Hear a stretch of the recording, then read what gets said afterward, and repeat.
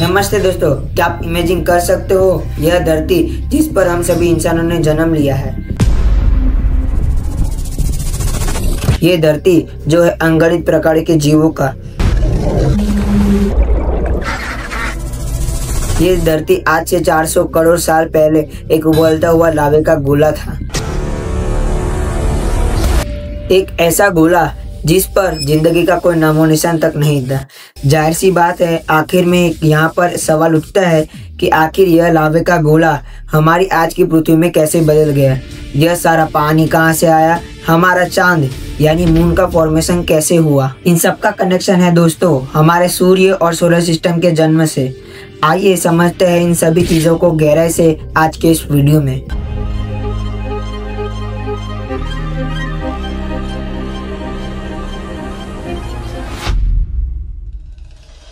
आज से करीब 4.6 बिलियन ईयर्स पहले यानी कि 460 करोड़ साल पहले की बात है। हमारा सोलर सिस्टम एग्जिस्ट नहीं करता था।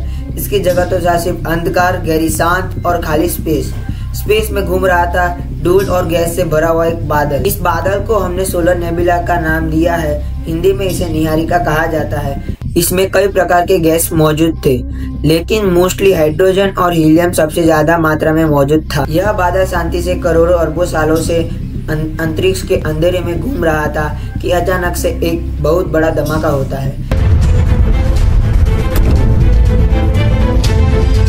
नहीं, मैं बिग बैंग की बात नहीं कर रहा, मैं बात कर रहा हूँ सुपरनोवा की। यह धमाका इस बादल में नहीं होता, बल्कि इसके बगल में होता है। इसके पास मौजूदा एक डाइंग स्टार एक्सप्लोड कर जाता है।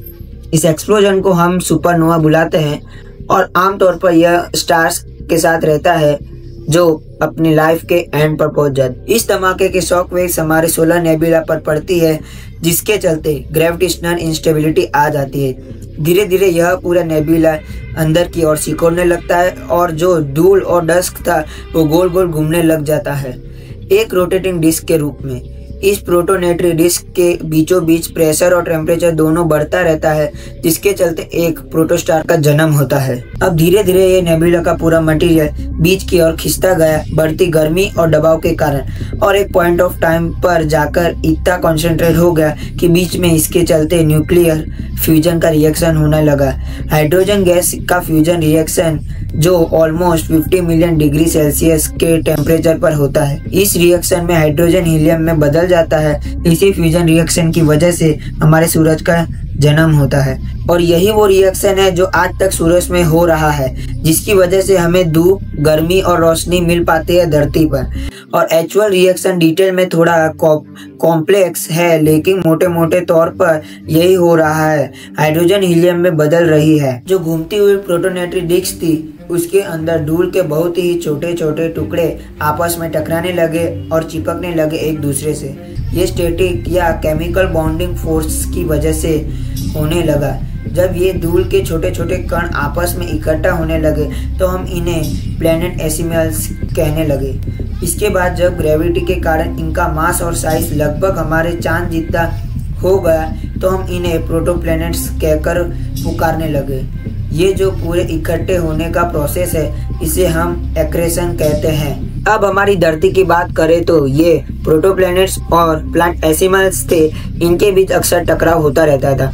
फिर धीरे धीरे यह प्रोसेस बढ़ने लगा और एक टाइम पर जाकर इन्होंने एक गोले का शेप लेना शुरू कर दिया, स्फेरिकल शेप में। और ऐसे ही कुछ टकराव के बाद जन्म हुआ हमारी धरती का। समय को हम हेडन ईयन करके पुकारते थे। ईयन शब्द का मतलब है एक बहुत बहुत ज्यादा लंबा समय, और यह जो हेडन वर्ड है यह अंडरवर्ड के ग्रीक गॉड हेडिक्स से आता है। लेकिन यह नर जैसा समय का कारण था, जिसकी वजह से धरती पर पानी आया। कुछ एस्ट्रोस और कॉमेट्स जो धरती से टकराते थे उनमें ज्यादा मात्रा थी पानी की, और कुछ पानी एक्चुअली में धरती पर खुद भी मौजूद था। अब इस पूरी कहानी में एक और सवाल आ जाता है कि चांद कहाँ से है। धरती ने तो जन्म ले लिया, लेकिन मून कहाँ से आया धरती के पास? इसका जवाब भी है दोस्तों हेडन ईयन के पीछे छुपा हुआ है। साइंटिस्ट ने सोचा कि क्या कारण हो सकता है मून बनने के पीछे। एक थी कैप्चर थ्योरी कि यह एक ऐसा प्लेरी ऑब्जेक्ट था जो धरती से के पास आया और धरती के ग्रेविटेशनल फोर्स ने उसको कैप्चर कर लिया। इसे कैप्चर थ्योरी कहते हैं। एक है को फॉर्मेशन थ्योरी कि चांद और पृथ्वी एक ही साथ बने थे। तीसरी है फ्यूजन थ्योरी कि धरती से टूटकर चांद बन गया। लेकिन असलियत पता है क्या? इनमें से एक भी थ्योरी सच नहीं है, बल्कि साइंटिस्ट का मानना है कि धरती से एक और प्लेनेट आकर टकराया था और इसी टकराव की वजह से चांद की फॉर्मेशन हुई। इसे कहा जाता है जायंट इम्पैक्ट हाइपोथेसिस। इसके अलावा करीब 4.5 बिलियन ईयर्स पहले जब अर्थ की फॉर्मेशन हो ही रही थी तो एक और प्रोटोप्लैनेट एग्जिस्ट करता था। इसका नाम हमने रखा था थिया।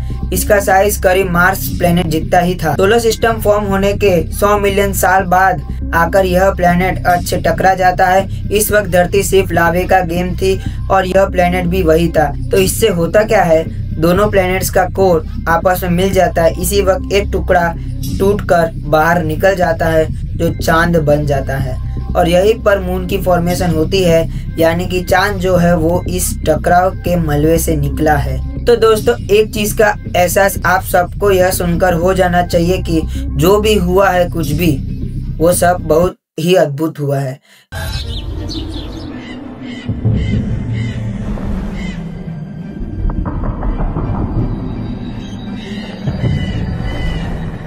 वीडियो पसंद आया हो तो मैंने मिस्ट्री ऑफ डीप सी के ऊपर भी एक वीडियो बनाया है, जिसे आप यहाँ क्लिक करके जाके देख सकते हैं। फिर मिलते हैं किसी अगले वीडियो के नए टॉपिक के साथ। बहुत बहुत धन्यवाद।